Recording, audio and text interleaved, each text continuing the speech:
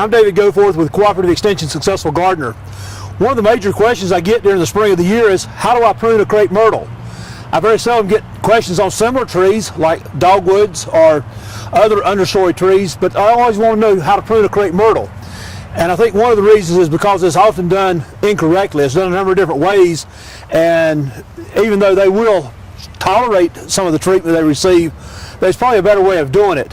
We've got a nice crepe myrtle here at the Extension office, and I've got Chris Nielsen here is going to work on it today. Chris works with the county now. I've known Chris for about 20 years. He has done landscape maintenance here in the county for a number of years, and he actually graduated with a 2-year degree in arboriculture and knows trees very well, and is one of the people that we call on here to do the pruning and stuff at the county offices. So glad I could catch you out here today, Chris, and I'll let you.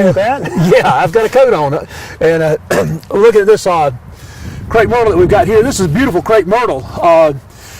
I suspect this was planted in 1979. It's been here a long time. That was when the building was originally built and landscaped. I think the deodar cedars we've got here, the sugar maples and the oaks, and some of the landscape plants are actually from 1979, which is a pretty good run for commercial landscape plants. We normally look at a lot of them just sticking in for 5 years. But this particular one right here probably died back in '82. Most of the crepe myrtles did in 1982. They're only tolerant down to about 4 or 5 degrees below zero, and we had some very cold winter right there in '82. That was a hard freeze that year. Went back to the ground, but since then it's been growing pretty well here, and it's got on up like this, and I can see from the capsules up there, it had a beautiful bloom. And I do remember looking at this tree, one of the more beautiful trees we've got here. This one and the pink dogwood right over there on the other side of the parking lot are some of those beautiful trees we've got in our landscape here. And I'd like to sort of get you, tell me a little bit what you're going to do here and help show me what you're going to do. I noticed some of your tools there, and of course I brought me a couple with myself. What kind of hand shears you got there? Well, first of all, this is mainly what I use right here is just an ordinary hand saw. It's very sharp. Hand pruners, these also. What brand name you got here? This is a Corona. This is pretty commonly found about anywhere. You've got a Felco there. Those are good. Felco's one of the best on hand pruners. Corona is a homeowner brand. It's a little bit less than that. I like the blades on a Gerber. This is a Gerber that I've got right here, and they can do blades very well. They hadn't got their handles quite figured out yet, but the blades are wonderful blades. So I'll use a Gerber a lot of times like that. Now, what about the lopping shears there? Well, these Let's take a look at them. These here are also Coronas. They're very better for branches that are probably 1 inch in diameter up to maybe 2 inches in diameter. As opposed to these, you want to stop at about a 1/2 inch. We're probably not going to use these a lot today right here on this tree here. I'm going to go ahead and put mine up. Now, one of the things on Corona that I personally don't like their hook here quite as well. This one maybe looks a little better than the one I had. I also broke a Corona blade one time, so I went with a Hickory. Is the brand name I went with. But oh, you're trying to cut a Hickory? I thought. No, my brand name is Hickok. Excuse me, Hickok. Okay. And I think it's a pretty good shears, but I like the way these are built right here. Yeah, obviously, a pretty good handy one there. They're plenty suitable for what I do. This saw right here, I really love this pruning saw here. This one here I can get pretty vicious with when I need to. It's very sharp. It cuts on the pull. I can cut some pretty large branches with it very quickly, and sometimes even faster than with a chainsaw by the time you get one fired up and everything else with that. This is a very sharp saw. It does a good clean job. The other thing I like about this one is that the blade is a lot thicker than your average pruning saw blade, and that's one thing. When you're way up yonder and it starts fluttering on you like that, it's nice to have something a little bit more rigid. It doesn't flex very much. It needs to be stiff, and it needs to be able to pull the branches off and be able to pull them down through when you're done cutting them, because sometimes they do get hung up. I like this right here because sometimes you can bump them off, or you can pull them off if they're dead. You can snap some branches off. Just dead ones. Nice little gadget. Yeah, this is very handy. You can also extend it to several different lengths which you might need. And again, up in here, even for that matter, what's your total extension on that one? Probably about 12 to 15 feet. That one comes up actually in locks right there, and then I can go up further with it like this. But anyway, that's just to show you the kind of height I can reach with this piece of equipment here. Of course, the further you extend it out, it gets a little bit harder to handle. Yeah, but it beats getting up on a ladder sometimes, which I also have to do. I tell most homeowners, if you need a ladder, you really need a professional. If you think you need a ladder, you really need a professional. That's correct. Now, look at this tree right here. The best I can tell, it wasn't pruned last year at all. I don't think it's been pruned at all. Okay. I mean, and the point I want to make with that is it had a very beautiful canopy on it. It will bloom. You don't have to prune it to make it bloom. I think that's one of the misconceptions that people get to pruning it just because they think it makes it bloom. And if you're not looking carefully, it will make it bloom a little bit earlier to prune it real heavily, but you're working very hard. And one thing that I sometimes ask people, I say, do you own the crepe myrtle, or does the crepe myrtle own you? That's right. You know, if you get to pruning too much on it, perhaps it owns you. But what, let's start, Chris, with what you're not going to do here. And I know that you're not going to come in here and cut any of these limbs back yay high. That's one of my number one pet peeves. Is I go by some beautiful homes and I will find these trees literally cut off 4 feet of the ground. And you see that why do you want to do that? I don't understand the thinking behind that, because when you stand back and look at this tree, look at the structure of it. Look at how strong and these branches are. Just look at it. I don't see why anybody would want to destroy the shape of that tree. And then the other problem with that is if you try to do something the following year, what can you do? You don't have much to work with except a bunch of sprouts that come off the end of the branch there. At that point, your structure of your tree is totally destroyed. You've ruined the appearance of it, which to me the appearance of the tree is not only just the blooms of it, but the structure of it in the wintertime. You've got the mottled bark, you have the strong, muscular looking wood here. You have the actual shape of the tree, which is kind of a vase shape with an umbrella canopy over the top of it. Well, Chris, you've made it pretty clear what you would not do. Now, tell me what you would do with this.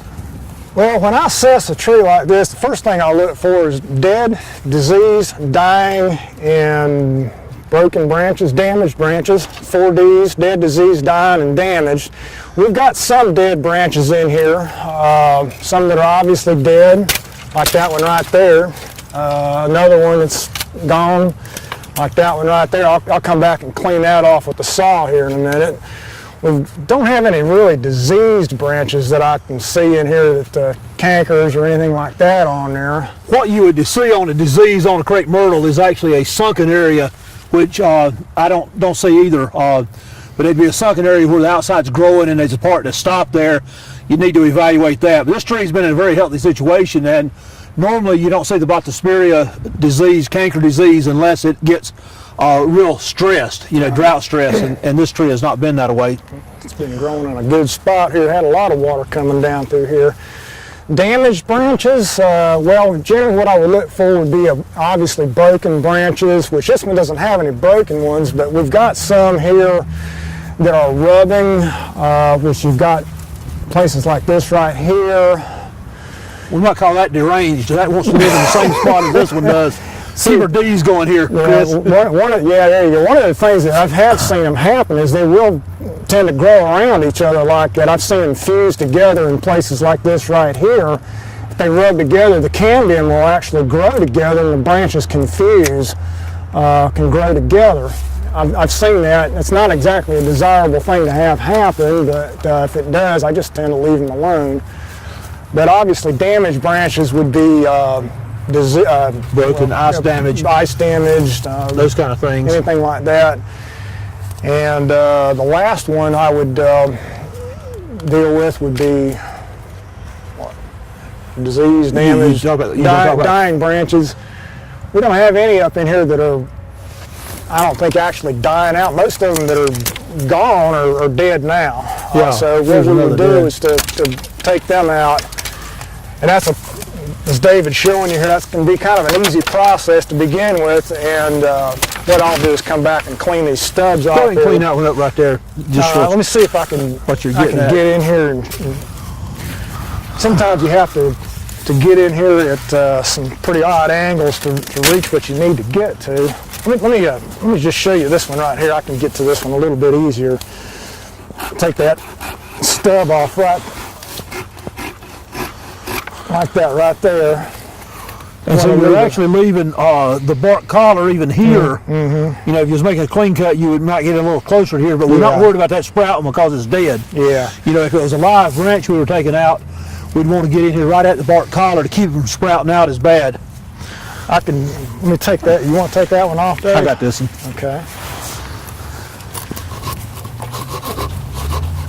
Yeah, let's take a moment to talk about the leaving stubs and the branch collars. We'll catch that when we get talking about raising the crown. Okay. Let's just go ahead and get some more dead out. All right. I can catch a small one here, small one here. This branch here is quite out of place. I look for what I call, this is just my term, I call it busy branching. Clutter, interior clutter would be like this branch right here. This doesn't do anything for the structure of the upper crown. So what I'm going to do is I'm going to take this branch off right in here. Okay, now in taking a branch off like this, you need to leave the branch collar. You don't want to try to cut it as flush as possible, but leave the branch collar.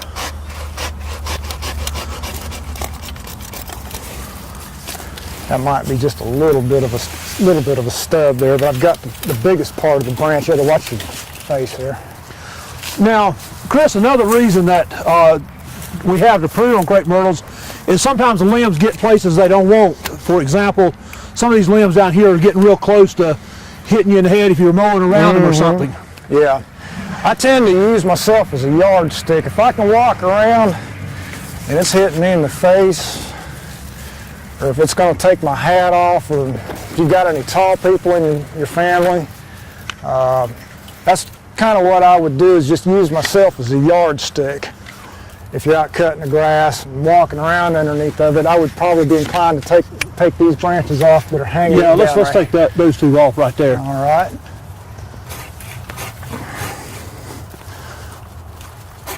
And get a hold of it here. And one thing we don't want to do when we're cutting these off is to tear the bark underneath. And sometimes what I'll do, this might not be a good example here, but I'll undercut it first like that, and then come down from the top to meet it. And that way, when the branch comes off, we have a good clean cut. We don't tear the bark. Like You that. ever drug that pruning saw across your fingers? I've done it a few times. It's smart. Across my wrist, across my fingers. I find that when a limb's jumping is when it's the most dangerous. Yeah. It gets to jumping like that and you bounce off and bounce onto your hand, so something to be careful with. This one's in the way here too, so Yeah, we can take that one off. What I'm going to do is I'm going to take that off right there at that line. That's the collar right there. That's pretty definite. Take it off right, just like that right there. There's another dead one here. Break it off. Another dead one right there. And see, that leaves those little stubs. What I'll do is I'll come back in behind and just trim that off. You sometimes on a live limb you'll get some sprouting. Dead ones here, you won't have that problem much, if at all. We've got another big limb right here. Look at this. This is interesting right here. See how that's rubbed? Now this is what I call an eeny, meeny, miny, moe branch here. I'll probably take out both of these branches. Sometimes I call it eeny, meeny, miny, moe, cut it out or let it grow. Sometimes things are pretty subjective. You have to leave them or... Actually, the one you pushing at there's dead one. Yeah, this one's dead. It's rubbing up here also, if you can see right up above us there. I might have to get the saw to point at that one. Yeah. But we've got several things up there that'll... So you would probably take this whole thing I would out take right that here. whole branch off. Let's go ahead and write that while you're there. All right, I'm going to take the stub off while I've got just a saw right there. Sometimes I might have to make a cut in 2 or 3 stages just to eliminate some problems. And here again, that's an example of what I mean by bark tearing. Okay. You don't want to do that. That's something you want to try to avoid. Which is not a problem, you're going to take the whole thing out anyway, but Okay, that whole branch is going to come out now. And see where it was at up in the crown. It really is not much of the crown at all. It's had a lot of overlap. I may have to get the loppers to get this one out. I think you will. Well, I'll tell you what. Before we pull it out, let's show here again the collar. The collar's actually right here. If you can see that line right there. So in other words, cutting back here, what people would call a flush cut, Yeah. is not a good plan. You want to go out to the collar. You want to come out to the collar. And of course the reason is because there's a lot of healing compounds and stuff that can work right here in the collar. That's where the plant normally wants to leave. You know, if that was a dye, it would normally leave it right at that point there, and you want to make the cut right at the same point. Yeah, you want to avoid leaving any kind of a stub, say that long here, because what you'll end up having is more sprouts coming off of that stub right there. I'm going to cut this right down that line right there. And again, what I will do is undercut it a little bit, or I may undercut it a lot, just depending on what kind of a effort I have to put into it. And then I kind of got a little bit of an offcut right there, and come down to meet it. And it'll come off real clean like that. Now, that's a fairly clean cut. I may have to clean that up just a little bit more there. It's a little bit of work to do it right, but once you do, it'll heal over. You'll have a collar that will roll over that. It will heal over. That might take, what would you guess, 4 or 5 years to heal over? Possibly this material, but it's not a problem. Yeah. Actually, this wood doesn't decay very rapidly. No. It'll take care of itself. the bean pole for several years and not have a problem with it. I'm gonna take this one off while I've got it right here at hand.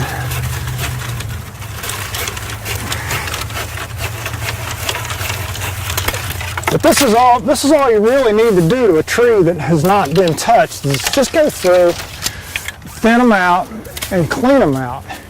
There's no need to cut back any of the major structural branches. Now, Chris, this has got a multi-stem base here. It's got a bunch of trunks. In fact, I can't even count them off the top of my head. You'll see a lot of times at crepe myrtles, people will choose to have either 1, 3, or 5 trunks. I think the odd numbers work a little bit better than that.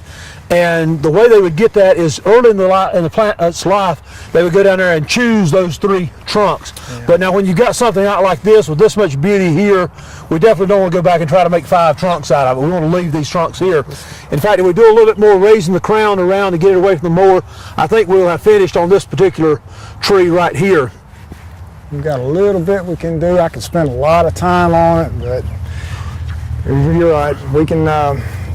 I wouldn't take any more out of it other than just what we've done, and other than just some of these smaller branches here. I might be able to. Now, do you have any advice on somebody trying to, when they get a lot of sprouts down low on a young tree, for taking them sprouts out? Usually what I'll do is something like that, is I'll get down on my hands and knees just with the pruners and just cut them off like that. That's what I would do if they come up there. Unfortunately, what I have noticed is once they start sprouting from the trunk like that, they just keep doing it. That's one of the things here. The age of this tree, we don't expect them to sprout down there, and that's one thing you can get away with. Once you let the tree get up some size, you'll quit getting those sprouts there. Yeah, sometimes those sprouts will start happening if you've got mower damage, any kind of bark damage down here at the base. I've noticed that. Sometimes you'll have them coming off the roots out here on the ground, have another tree coming out here. That's hard to stop. Well, Chris, we've came to this tree here. We've picked out the dead. We've looked for damaged or dying plants, diseased stems. Mainly the dead's what we had. We took out the dead. We took out some of the crossing branches that were fiddler branches or scrubbing each other. We've raised the crown a little bit, and we finished pruning this crepe myrtle here. And I think we've done a good job of it. Appreciate you showing us how to do that. If you've got any questions about pruning crepe myrtles, give me a call at the office. And until next time, plant and plant for a better world.